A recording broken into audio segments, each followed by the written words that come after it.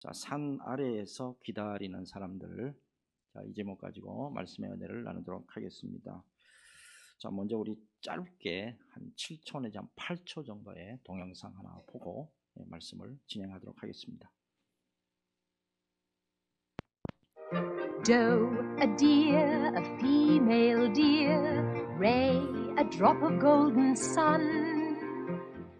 예, 짧은 동영상인데, 자, 그 유명한 영화죠. 사운드 오브 뮤직의 한 장면이고, 혹시 여자 주인공으로 나온 분이 혹시 이름이 어떻게 되는지 혹시 아세요?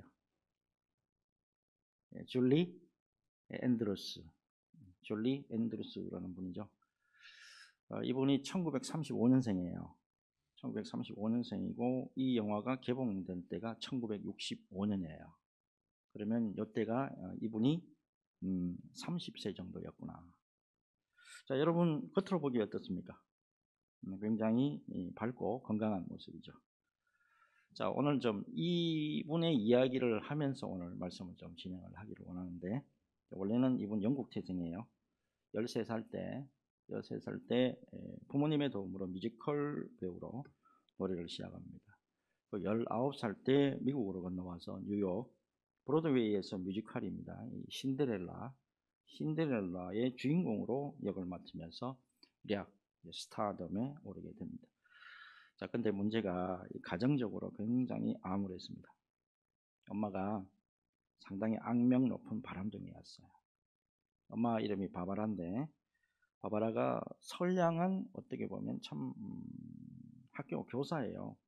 학교 교사인 테드 웰스하고 결혼을 했는데, 그럼에도 불구하고 술과 외도가 심했다 그래요. 결국에 이혼을 하고 줄리가 이제 4살 때 집을 나가가지고 캐나다 국민 가수로 유명한 테드 앤드루스하고 결혼하게 됩니다. 자, 이후에 이제 줄리가 아빠인 테드 웰스하고 잠시 동안 살았는데, 그동안에 이제 줄리가 음악적인 재능이 굉장히 뛰어나다. 특별히 노래하는데 4옥타브까지 올라가요. 4옥타브까지 올라가는 그런 뛰어난 재능이 있다. 이걸 발견하고 아빠인 테드 웰스가 고민하다가 전처인 엄마에게로 이제 보내가지고 그곳에서 소위 말해서 뮤지컬, 그 다음에 레슨 이런 거를 받게끔 해서 이 아이가 출세할 수 있도록 아빠가 그렇게 결심을 하게 됩니다. 자, 근데 이제 문제가 줄리의 계부예요. 이 계부가 굉장히 뛰어난 사람이, 음악적으로 뛰어난 사람이기는 했는데 낮에는 아주 혹독하게 레슨을 시켰어요.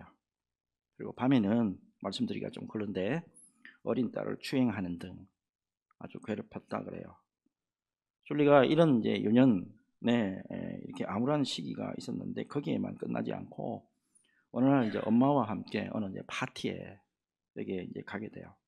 거기서 어느 이제 중년 남자를 만나게 되는데 엄마가 인사해라고 가지고 뭐 모르고 그냥 인사를 하게 됩니다. 문제는 파티를 마치고 이제 돌아오는 길에 엄마가 술에 취해서 이렇게 말해요. 신혼초에 너희 아빠랑 사이가 안 좋아서 방황했는데 사실 아까 그분이 네 친부란다. 애가 얼마나 충격받았겠어요. 자, 이때부터 시작해가지고 줄리가 밤이면은 누군가 곁에 다가와서 말을 하려고 하는 그런 환청을 듣는 등 상당히 이제 정신세계가 굉장히 힘든 세계로 들어가게 돼요. 하지만 그럼에도 불구하고 감사하게도 줄리가 뮤지컬에 아주 큰 재능을 발휘하게 됩니다. 그래서 굉장히 많은 부분에 있어서 크게 성공을 하게 돼요. 근데 그것도 좀 잠시였어요. 결혼에 실패해서 이혼을 하게 됩니다. 그리고 힘든 시기가 이제 끝난 다음에 다정한 남자를 만나서 또 새롭게 또 가정을 꾸리기도 해요. 자, 중요한 거는 그런 인생에 있어서 굴곡지고 또 힘들고 우울한 시기가 있었는데도 불구하고 줄리가 많은 사람들에게 밝은 미소와 희망을 주는 그런 소위 말해서 희망 전도사 역할을 감당했다라고 하는 거예요. 이분이 쓴 자전적인 소설 맨디라고 하는 소설이 있는데 이 소설을 통해서 정말 이제 어렵고 힘든 사람들에게 많은 희망과 소망을 주고 있다는 것을 말씀드리고 싶네요. 자, 오늘 제가 이렇게 줄리 앤드루스 이야기를 들려드리는 이유가 있어요. 교회에 오신 분이고 또 그동안에 오랫동안에 신앙생활을 했음에도 불구하고 아직도 여전히 이런 말씀 하시는 분들이 계세요. 많은 분들이 어릴 때의 상처와 또 가정적인 어려움 때문에 지금까지 힘들어하고 있습니다. 이렇게 고백하는 사람이 꽤 많다 이 말이에요. 하지만 여러분, 그러한 환경에 매몰되지 않고 그런 환경에 내가 넘어지지 않고 밝고 희망과 소망 속에서 얼마든지 우리가 살아갈 수 있다라고 하는 사실을 오늘 제가 말씀드리고자 하는 거예요. 우리 주님 예수님을 온전히 만나게 되잖아요. 우리 주님을 인격적으로 온전하게 만나게 되면 나의 과거가 어떠했든지 간에 내가 어떤 삶을 여태까지 살아왔든지 간에 상관없이 소망과 희망 그리고 은혜 생활을 얼마든지 할 수 있다라고 하는 사실이에요. 특별히 오늘 주시는 하나님의 말씀 속에서 소망과 희망을 발견하고 그 사랑하는 예수 그리스도를 다시 만나는 귀한 시간 되시기를 예수 그리스도 이름으로 축복합니다. 자, 이제 지난주죠. 추수감사주일을 보내고 다시 이제 마태복음 강해로 돌아왔습니다. 자, 앞에 말씀까지는 무슨 말씀이 있었냐면 5장, 6장, 7장을 봤잖아요. 그죠? 가버나움의 어느 산입니다. 어느 산에서 예수님의 산상수훈이 있었는데 그 말씀을 다 살펴봤어요. 자, 예수님이 왕으로 통치하신 하나님의 나라의 법, 그리고 예수님이 왕으로 계시는 하나님 나라의 윤리가 어떤 거냐, 거기에 대한 말씀이 집중적으로 나왔잖아요. 자, 그런데 이제 예수님이 산에서 내려오신단 말이야. 산에서 내려오시는데 세상에 임하신 메시아로서 이제는 왕적인 권능을 나타내시는 모습이 차례대로 나옵니다. 자, 무엇보다도 주님께서 인류를 죄악과 어둠에서 해방시켜서 참된 구원을 가져다 주시는 분이라고 하는 명확한 증거가 나타나고 있어요. 자, 1절부터 보겠습니다. 예수께서 산에서 내려오시니 수많은 무리가 따르니라 했어요. 여러분, 우리가 믿음의 길을 가면서 이 산이라는 거 있잖아요. 산이라는 것을 무엇을 상징할까요? 자, 산, 첫째는 대체로 이게 현실에서 어려움이 있을 때 피할 장소, 이거를 상징한다라고 볼 수가 있어요. 그리고 또한 산이라는 것은 고난을 피해서 은혜를 받는 장소를 또한 상징할 수도 있다는 거예요. 자, 그런데 중요한 것은 보면 예수를 믿는 저희들이 고난을 당할 때 피할 수 있는 그 장소에만 여기가 좋사오니 하고 그렇게 머물고 있는 게 아니고, 또한 은혜를 받는 그 장소에만 또한 머무는 것이 이 예수님의 뜻이 아니다 라는 것을 여러분 기억하실 필요가 있다 이 말입니다. 자, 무엇보다도 오늘 예수님의 모습 잘 보세요. 아담 이후로 죄로 말미암아서 고통받는 세상으로 들어가시기 위해서, 그런 세상으로 들어가시기 위해서 산 아래에 기다리는 사람이 얼마나 많은지, 산에서 지금도 예수 그리스도를 기다리는 사람이 얼마나 많은지 바로 그 사람들을 향해서 지금 내려오셨다 라고 하는 사실이에요. 자, 제일 먼저 산에서 또 내려오시니까 어떤 사람이 기다리고 있느냐. 자, 2절 3절이죠 2절 3절 보면 한 나병 환자가 나와 절하며 이르되 주여 원하시면 저를 깨끗하게 하실 수 있나이다 하거늘 예수께서 손을 내밀어 그에게 대시며 이르시되 내가 원하노니 깨끗함을 받으라 하시니 즉시 그의 나병이 깨끗하여 진지라. 당시 나병 환자는 이렇게 취급받았잖아요. 하나님으로부터 저주받은 사람들이다. 하나님으로부터 형벌받은 사람들이다. 그렇게 간주되었고요. 종교적으로나 또 위생적인 이유로 철저하게 사람들로부터 격리 수용되어 있었다 이 말이에요. 자, 그런데 한 나병 환자가 예수님 앞에 나옵니다. 자, 그리고 이게 아무래도 여기에 사람들 사이에 잘못 들어오게 되면 돌에 맞아 죽어요. 근데 목숨을 내놓고 이 자리에 엎드린 거예요. 엎드려서 뭐라고 말을 하냐면 주여 원하시면 저를 깨끗하게 하실 수 있나이다. 자, 이때 주여라고 했습니다. 그죠? 헬라어로 퀴리오스라고 합니다. 당시 유대인들이 어떤 사람에 대해서 존경하는 마음을 가지잖아요. 존경하는 마음을 가지고 부를 때는 뭐라고 하면 랍비 이렇게 불렀습니다. 랍비여. 근데 이 사람은 랍비여 그러지 않죠. 뭐라고 말합니까? 주여, 퀴리오스라는 말로 하는데 이게 바로 나병 환자의 신앙 고백이다라는 걸 알 수 있는 거예요. 뭐라고 또 이야기합니까? 원하시면 저를 깨끗하게 하실 수 있나이다. 이게 메시아이신 예수님을 인정하고 나를 치유하실 수 있는 능력이 바로 당신에게 있습니다 라고 하는 신앙 고백이라는 거예요. 당시에 모든 사람들은 율법이 부정하다고 규정한 나병 환자를 당연히 멀리했을 거라고. 그런 사람에게 가까이 다가갔을 때 뭐라고 사람들이 이야기했을까요? 저 사람 율법을 어긴 사람이다, 하나님의 말씀을 어긴 사람이다 라고 할 거라고요. 그런데 예수님이요, 그분에게 직접 손을 대시고 고쳐주셨단 말이에요. 여러분, 무엇보다도 예수님이 지금 율법 조항에 거기에 얽매이는 분이 아니에요. 예수님의 진짜 관심이 어디에 있는가, 이거를 우리가 깨달아야 돼요. 예수님의 진짜 관심이 뭐예요? 나병 환자가 당하고 있는 고통이라고. 여러분, 아픈 사람의 마음을 아시나요? 여러분, 여태까지 그것도 수년간 태어나면서부터 이때까지 아파왔던 그 고통, 그거를 제일 먼저 하나님이신 예수님이 그걸 향해서 다가가시는 모습을 우리에게 보여줍니다. 특별히 예수님의 부드러운 손길이 있잖아요. 예수님의 손길이라는 게, 이거는 보면 어떤 의미냐면, 부정함 때문에, 그리고 사람과 하나님께로 나아갈 수 없었던 그 나병 환자에게 하나님 나라의 회복을 경험할 수 있도록 은혜를 베풀어 주시는 모습을 우리에게 보여주고 있다 이 말입니다. 이러한 것을 봤을 때 오늘날에 예수님의 몸된 교회예요. 우리 모두가 예수님의 팔이고 우리 모두가 예수님의 발이란 말이야.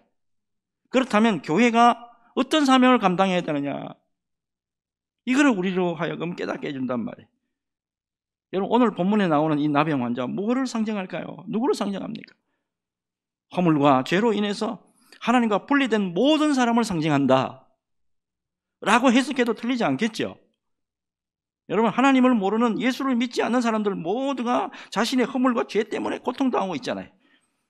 이 사람들 다들 일일이 다 들여다보면 어때요? 전부 다 신음하고 고통 때문에 힘들게 살아가는 존재들이다 라는 걸 우리가 발견할 수 있잖아요. 이들에게 교회는 예수님의 손이 되어서 그들을 예수님에게로 인도하고 치유받을 수 있도록 도와주는 사명을 감당해야 된다라고 하는 것을, 여러분, 오늘날 우리가 교회 다니면서 이걸 깨달아야 된단 말이에요. 여러분, 이런 귀한 사명이 우리 교회에 있다 이 말이에요. 그럼에도 불구하고 오늘날 우리 한국 교회가 과연 예수님의 손의 역할을 잘 감당하고 있느냐, 예수님의 발의 역할을 잘 감당하고 있느냐라고 하는 거예요. 최근에 우리 교회 새벽에, 오늘 우리 집사님도 기도를 하셨지만은 여호수아서 새벽에 살펴보고 있잖아요. 특별히 여리고성 전투 때 아간 한 사람이 범죄했어요. 적어도 150만 명에서 200만 명 중에 아간 한 사람이 범죄했는데 온 이스라엘이 아이성 전투에서 패배하는 것을 봤잖아요. 아무리 하나님의 선민이고 아무리 예수의 사람이고 아무리 구원받은 백성이라고 할지라도 하나님의 주신 사명을 망각해버리고 말씀대로 순종하지 못했을 때 이가봇, 하나님의 영광이 공동체에서 떠나버린단 말이에요. 여러분, 제가 마태복음 4장을 강론할 때 분명히 강조해드린 말씀을 여러분 기억을 꼭 좀 해주셨으면 좋겠어요. 마태복음 4장 23절이죠. 자, 같이 한번 읽겠습니다. 시작. 예수께서 온 갈릴리에 두루 다니사 그들의 회당에서 가르치시며 천국 복음을 전파하시며 백성 중에 모든 병과 모든 약한 것을 고치시니. 아멘. 이 말씀을 나누면서 온 교회는 하나님이 행하신 대로, 오늘날에 있는 이 지구상에 있는 모든 교회는 예수님이 행하신 그대로 주님 오실 때까지 사명 잘 감당해야 됩니다. 제가 강조했잖아요. 온 땅을 두루다니면서 예수님의 말씀과 복음을 가르치고 그리고 전파하고 아울러서 예수님의 손이 되어서 모든 약한 것을 고칠 수 있는 그런 교회의 행위가 바로 사명을 제대로 감당하고 있다라고 하는 사실이에요. 중요한 것은 교회가 교회적인 사명을 감당하지 못하잖아요. 예? 교회가 교회적인 사명을 감당하지 못하면, 여러분, 극단적인 표현이 되겠는가 모르겠는데 주 예수 그리스도의 영광이 나타나지 않는다 라는 것을 깊이 새길 필요가 있습니다. 원래 저희 교단이죠, 대한예수교 장로회 우리 합동측 총회가 서울시 시모 교회에서 개최가 됐어요. 이 시모 교회는 한때 우리 교단에서 부흥에 관해서는 1세대다 이렇게 불리던 교회예요. 이 교회를 설립한 목사님이 어디 출신이냐면 평안북도 의주 분이에요. 6.25 때 남한으로 내려와서 1953년도에 이 교회를 개척을 했습니다. 이분 굉장히 유명하죠. 이분이 폐병을 앓았죠. 폐병을 앓아가지고 각혈을 했던 분이에요. 강단에서 막 설교하다가 피를 막 토하고 그렇게 설교를 했어요. 근데 이분에게 우리가 중요한 것을 발견하게 되는데 그걸 뭐냐 하면 예수님의 뜻을 받들어서 예수님의 말씀대로 목회했다. 예수님의 말씀대로 그대로 순종하면서 그분이 굉장히 좋아했던 시편 말씀이 시편 18편 1절 아닙니까? 나의 힘이 되신 여호와여 내가 주님을 사랑하나이다. 이거 고백하면서 목회를 했는데 우리나라에서 최초로 1000명을 제일 먼저 돌파한 교회가 바로 이 교회다. 교회 역사에 기록이 되어 있습니다. 한때 몇만 명까지 모였나? 4만 명까지 모였습니다. 근데 뒤가 문제예요. 그 다음이 문제야. 우리나라 부흥에 있어서 상당히 모범적인 교회였는데도 불구하고 리더십 체인지에서 실패하죠. 그래서 오명이 하나 있어요. 좋은 것도 많이 있지만 오명이 하나 있는데 우리나라 대형 교회 세습 제1호 교회다. 이런 오명이 있어요. 그리고 그 교회 설립 목사님 교회에서 쫓겨나가지고 아예 생활비도 받지 못하는 사태가 벌어졌고요. 급기야 어떻게 됐냐면 서울에 W교회라고 있습니다. 서울 W교회 거기에 명예 원로 목사로 추대돼서 생계를 겨우 그 교회에서 이어가기도 했습니다. 이 교회가 2017년까지 모든 면에 있어서 바닥으로 곤두박질 쳤습니다. 후임 담임 목사님이 순환을 얼마나 겪었는지. 지금 이제 제 6대 목사님이 부임했거든요. 6번째 이제 목사님이 부임하면서 교회가 조금 이제 안정이 되어 있습니다. 여러분, 하나님의 영광이 떠났다. 하나님의 영광이 떠났다. 이거를 히브리어로 뭐라고 하냐면 이가봇이라고 합니다. 사무엘상 4장 21절에서 22절의 말씀이 나와요. 무엇보다도 여러분 교회와 그리고 또 다른 작은 교회라고 할 수 있는 우리 가정이 오직 주님의 손에 붙들려서 주님이 기뻐하시는 사명을 감당해야 하나님의 영광이 함께합니다. 오늘 말씀 꼭 깊이 새기시고 하나님의 영광이 희미해져가는 이 시대에 우리 주님의 영광의 빛을 드러내는데 존귀하게 쓰임받는 저와 여러분 모두가 되었으면 하는 마음 간절합니다. 이 굳건한 믿음 속에서 이 은혜 속에서 언제나 승리의 자리에서는 저와 여러분 모두가 되시기를 예수 그리스도 이름으로 축복합니다. 이제 다음 말씀 넘어가겠는데 자 5절 6절 한번 봅시다. 자 말씀이 좀 바뀌죠. 자 예수께서 가버나움에 들어가시니 한 백부장이 나와 간구하여 이르되 주여 내 하인이 중풍병으로 집에 누워 몹시 괴로워하나이다. 자 예수님이 이제 가버나움에 다시 들어가셨네요. 자 그 유명한 백부장 스토리가 나옵니다. 로마 군대에서 100명의 군인을 지휘했던 오늘날에만 한 중대장 정도 되는 분이라고 보시면 틀리지 않을 것 같아요. 자, 특별히 누가복음 7장 5절을 보면 이 백부장이 유대인들을 위해서 회당까지 건축해 줍니다. 그래서 이방인이면서도 유대인들에게 많은 선행을 베푼 그런 사람으로 나오잖아요. 따라서 유대인들로부터 많은 존경을 받은 것으로 나와 있어요. 자, 이 이제 백부장이 6절을 보니까 또 뭐라고 합니까? 예수님을 주여라고 또한 부르고 있단 말이에요. 예수님이 어떤 분이신지, 예수님이 누구신지 이것도 일명 고백하는 신앙 고백의 말씀이라고 보여집니다. 자, 이어서 당시에는 어떻게 보면 좀 무시하고 사람 취급도 제대로 못 받았어요. 자, 여기 하인, 종 나오잖아요. 자, 이 하인 종이 중풍병에 걸려서 몹시 괴로워하는데 주님 고쳐주세요. 이렇게 간구한단 말이에요. 예수님이 이렇게 말씀하시면 내가 가서 고쳐줄게 라고 말씀합니다. 그런데 이때 백부장이 우리 주님을 진심으로 감동하게 하는 하나님의 마음에 감동하고 하나님의 마음에 합한 말씀을 하게 된단 말이에요. 8절이죠. 백부장이 대답하여 이르되 주여 내 집에 들어오심을 나는 감당하지 못하겠사오니 다만 말씀으로만 하옵소서. 그러면 내 하인이 낫겠사옵나이다. 다만 말씀으로만 하옵소서. 여기에 좀 주목을 해 주시기 바랍니다. 이게 원어로 보잖아요. 원어로 보면 어떻게 되냐면 되어질 일을 한마디로만 하옵소서. 되어질 일을 한마디로만 하옵소서. 그러면 되겠나이다. 이게 원어예요. 자, 이 고백은 백부장이 예수님을 전능하신 하나님의 아들이시잖아요. 하나님의 아들이시기 때문에 말씀대로 절대적으로 능력이 나타날 줄로 믿습니다. 라고 하는 고백이라고요. 자, 이에 대해서 이제 예수님의 말씀이 이어지잖아요. 10절이죠. 예수께서 들으시고 놀랍게 여겨 따르는 자들에게 이르되 내가 진실로 너희에게 이르노니 이스라엘 중 아무에게서도 이만한 믿음을 보지 못하였노라. 이방인임에도 불구하고 귀한 믿음을 고백한 백부장을 보시면서 예수님이 그 믿음을 보시고 크게 칭찬하는 모습이에요.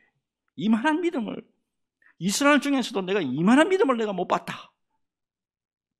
이렇게 예수님이 지금 선포하시는 거예요.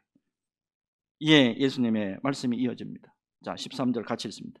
같이 읽습니다. 시작. 예수께서 백부장에게 이르시되 가라, 내 믿음대로 될지어다 하시니 그 즉시 하인이 나으니라. 아멘. 존 칼빈이요, 이 부분에서 조금 어려운데 이렇게 주석을 해놨더라고요. 여기서 그리스도께서는 우리의 은혜를 받으려고 열려진 그릇, 은혜를 받으려고 열려진 그릇을 보셨을 때 어떻게 정중하게 이 은혜를 부어주시는가 하는 점을 엿볼 수 있다. 이거 한마디로 딱 말씀드리면 예수님을 향한 믿음의 분량의 중요성이에요. 이 백부장의 믿음이 왜 중요하냐 하면 그가 믿는 그대로, 그가 믿고 있는 그대로 실현이 됐다라고 하는 사실이에요. 이방인이에요. 원래부터가 예수를 알고 원래부터가 하나님을 아는 사람이 아니고 그냥 이방인이에요. 그런데 그 믿음의 분량이 참으로 귀하다. 예수님이 지금 선포하고 계신다고. 자, 그런데 여러분, 이 말씀에서 우리가 꼭 좀 새겨야 될 게 있는데 오늘 이 13절 말씀을 단순하게 예수님이 백부장님의 믿음을 보시고 내 믿음대로 될지어다 이렇게 딱 하시니까 병든 자가 치료가 되고 고통과 어둠에 눌린 자들이 해방되었다. 이렇게만 해석하면은 여러분 안 된다는 것을 제가 강조하고 싶어요. 여러분, 예수님이요 근본적으로 이 땅에 아픈 자들을 치료하시고 약한 자들을 회복시키려는 목적이 어디 있냐는 거예요.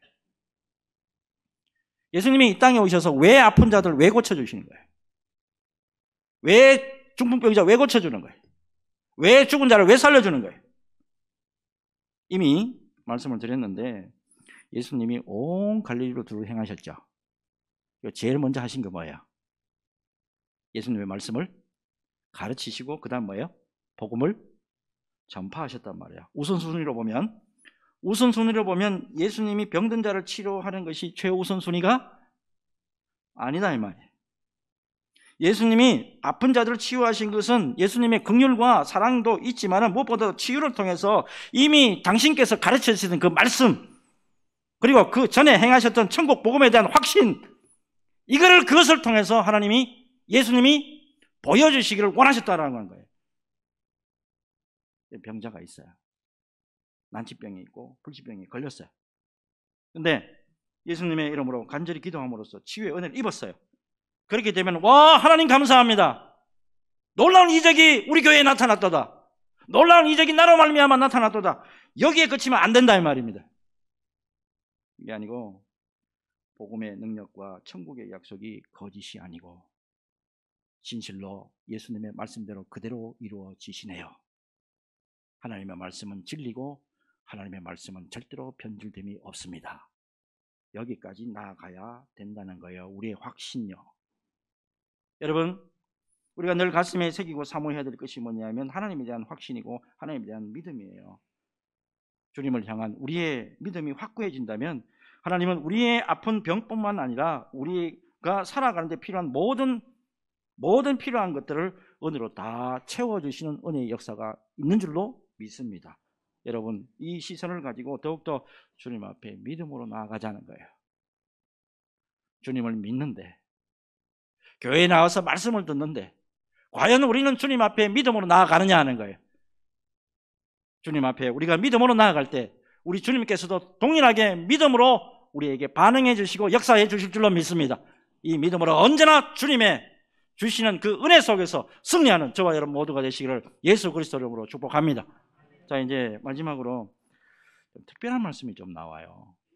자, 우리 11절, 12절 우리 같이 한번 읽겠습니다. 읽습니다. 시작. 또 너희에게 이르노니 동서로부터 많은 사람이 이르러 아브라함과 이삭과 야곱과 함께 천국에 앉으려니와 그 나라의 본 자손들은 바깥 어두운 데 쫓겨나 거기서 울며 이를 갈게 되리라. 아멘. 자, 당시 유대인들 어떻게 생각했죠?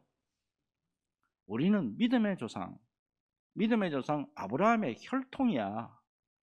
우리는 혈통으로 태어났기 때문에 우리는 그냥 자동으로 천국 백성이야 라고 믿었단 말이야. 근데 오늘 말씀 보면 어떻죠?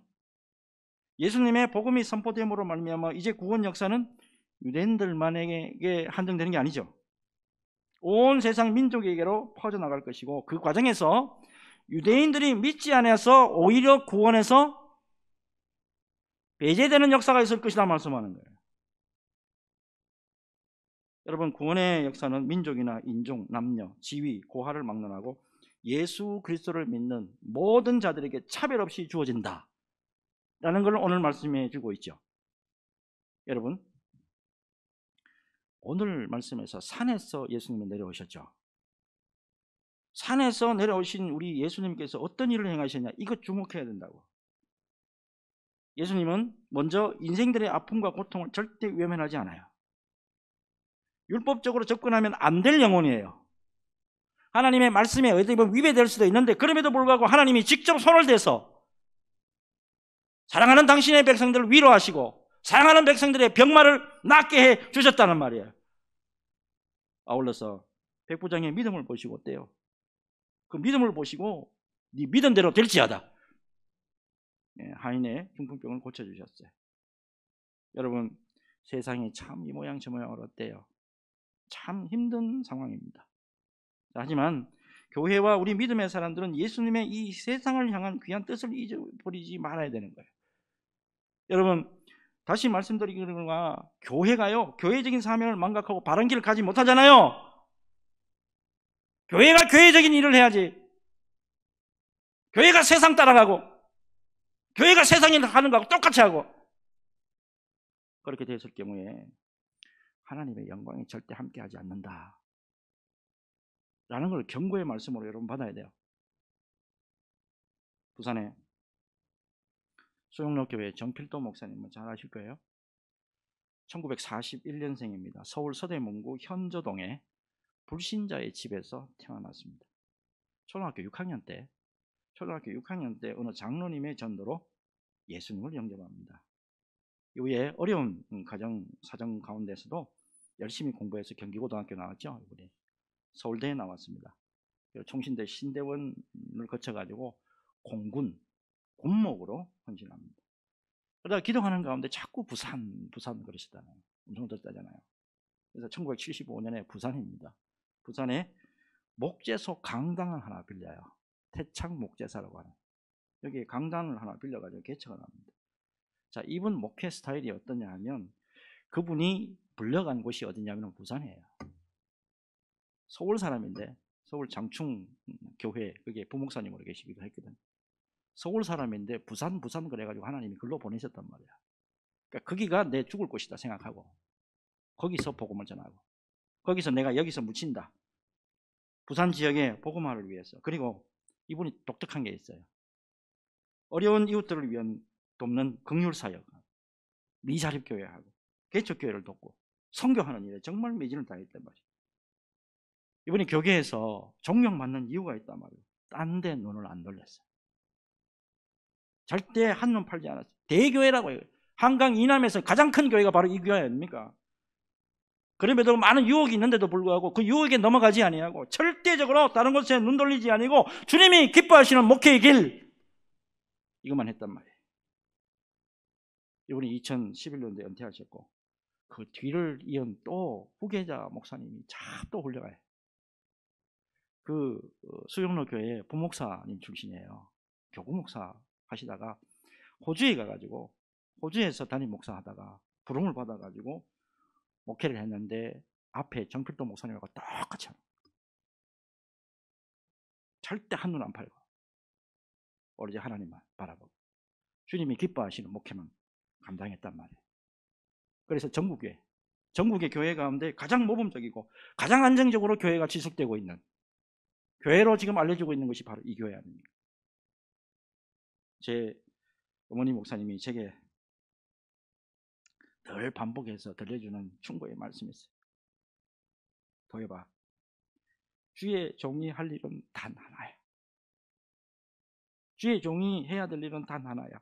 맡기신 사명에 죽는 거야. 네 사명에 그냥 죽어버려라. 네 사명을 따라서 그냥 죽어라. 그러면 너도 살고 교회도 산다.